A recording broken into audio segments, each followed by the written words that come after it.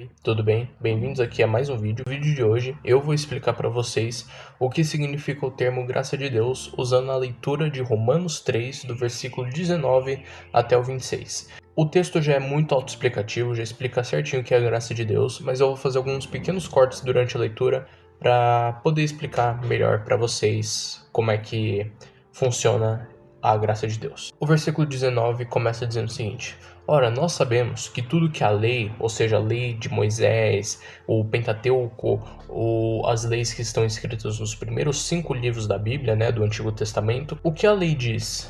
Diz aos que estão debaixo da lei, para que toda a boca esteja fechada e todo mundo seja condenável diante de Deus. Por quê? Porque anteriormente o Paulo, que foi o autor de Hebreus, estava demonstrando que, a lei não tem poder para nos salvar do pecado. E aí as pessoas poderiam estar se perguntando, tá bom, Paulo, mas para que serve a lei então? O Paulo então ele fala que a lei serve para que toda a boca esteja fechada, ou seja, a lei serve para calar a nossa boca e para que o mundo inteiro seja condenável diante de Deus. Então, por meio da lei, a gente é condenado. E por meio da lei acontece o que o Paulo vai falar aqui no versículo 20. Pela lei vem o conhecimento do pecado. O versículo 20 é o seguinte: por isso, nenhuma carne será justificada diante dele, Deus, pelas obras da lei.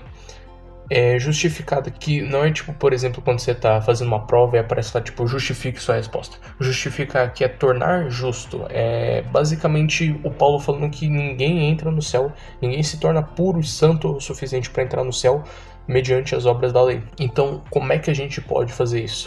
Porque anteriormente, no versículo 9, o Paulo fala que todos estão debaixo do pecado. Então, se todo mundo está embaixo do pecado, a lei que Deus nos deu não serve para nós sermos salvos, como é que a gente pode ser salvo? Antes de continuar e chegar possivelmente já na conclusão do vídeo, eu quero dar uma ênfase aqui pro termo lei, porque mais para frente a gente vai ver uma lei diferente. Essa lei que o Paulo está falando agora é o Pentateuco, são 613 mandamentos, sem exagero, que os judeus receberam nos 5 primeiros livros da Torá. Tá bom, Paulo. Você falou que a lei serve só para que a gente possa ser condenável e que a gente tenha um conhecimento do pecado e que sem as obras da lei, com as obras da lei a gente não é salvo de qualquer maneira. Como nós podemos ser salvos? Bem, agora, versículo 21, agora se manifestou sem a lei a justiça de Deus. A justiça de Deus não é como o juízo de Deus. A justiça de Deus aqui é como Deus torna o pecador justo para poder entrar nos céus. Se manifestou sem a lei a justiça de Deus, tendo o testemunho da lei e dos profetas. Ou seja, a própria lei falava sobre uma lei que viria. Agora se manifestou sem a lei a justiça de Deus, tendo o testemunho da lei e dos profetas. A lei testifica, a lei fala sobre uma justificação que Deus nos dá. Mas a lei não interfere na justificação que Deus nos dá. Então, qual que é essa justificação, Paulo? Isto é, a justiça de Deus pela fé em Jesus Cristo, para todos e sobre todos os que creem. Vamos pensar num bagulho aqui. Eu sou pecador, eu sou impuro. O Paulo falou aqui anteriormente que todos estão debaixo do pecado. Se todos estão debaixo do pecado, como é que Deus conseguiria me aceitar? Como é que um Deus santo consegue aceitar um pecador imundo como eu? Porque as obras e a lei, elas não me ajudam em nada. Eu não vou entrar e não vou ser salvo por causa das minhas obras. E Deus simplesmente não pode chegar no último dia e falar assim, você fez um monte de coisa errada, mas entra aí no paraíso e fica à vontade. Não pode fazer isso, porque senão Deus estaria sendo injusto.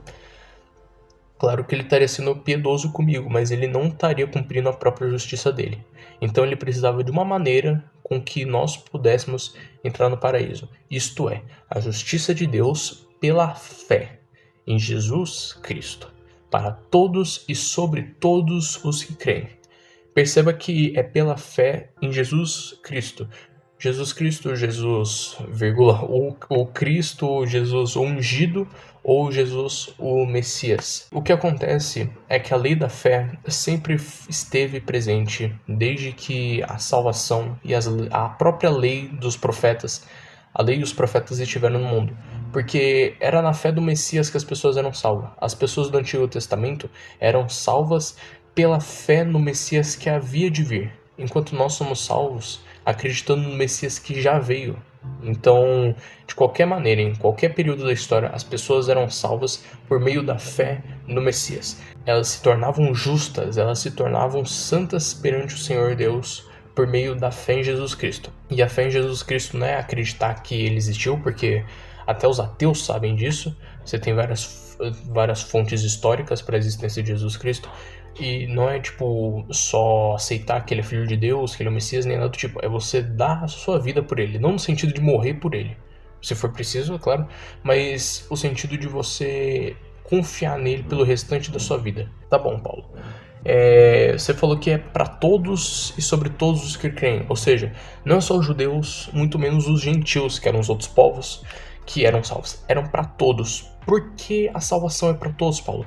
Porque não há diferença. Porque todos pecaram e destituídos estão da glória de Deus, sendo justificados gratuitamente pela sua graça, pela redenção que é em Cristo Jesus. Gratuitamente. Ou seja, pensa assim, eu tenho aqui o meu estojo. Eu vou dar ele de graça para você. Você teve que pagar pelo estojo? Você fez alguma coisa para receber o estojo? Ou eu simplesmente quis te dar o estojo? Eu quis te dar o estojo, você não pode fazer nada a respeito disso. Você não precisou pagar, você não precisou fazer nada para que eu te recompensasse com o estojo. E é isso que Deus faz por meio da sua graça. Pelo fato dele ter querido salvar alguns de nós, ele mandou o seu filho Jesus. Mas, Paulo, em que momento Jesus Cristo, em que momento ocorreu essa justificação? Quando eu criei em Jesus Cristo, como? E ele fala, falando de Jesus, né? O qual Deus propôs para propiciação, pela fé no seu sangue. Propiciação era um ato do Antigo Testamento, basicamente de você purificar seus pecados usando o sangue dos animais sobre a Arca da Aliança. Dentro da Arca da Aliança tinha as leis. Então é basicamente o sangue, te perdoava mediante a lei. O que acontece é que é o seguinte, a gente viu a mesma coisa. A lei, ela não tem poder para nos salvar. Que alguém precisava morrer. Poderia ser no Antigo Testamento um animal, um cordeiro, ou poderia ser o Cordeiro de Deus no Novo Testamento. E é isso que a gente vê aqui.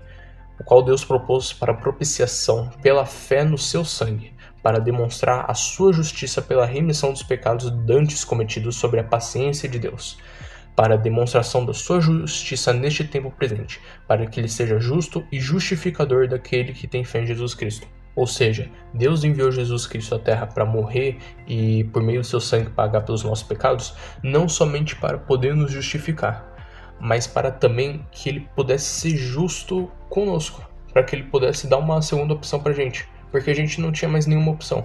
E ele fez isso porque ele quis. E essa é a graça. A salvação é de graça. Deus te deu a graça. Ele te deu a salvação de graça. Não porque você merece, não porque você fez alguma ação e você vai ser recompensado, e nem porque você pagou. Porque quem pagou foi Jesus Cristo em sua morte. E a única maneira de ser salvo é por meio da fé em Jesus Cristo. E bem, o vídeo de hoje é esse. Espero que você tenha gostado. E eu vejo vocês num próximo vídeo. Deus te abençoe. E até lá, tchau!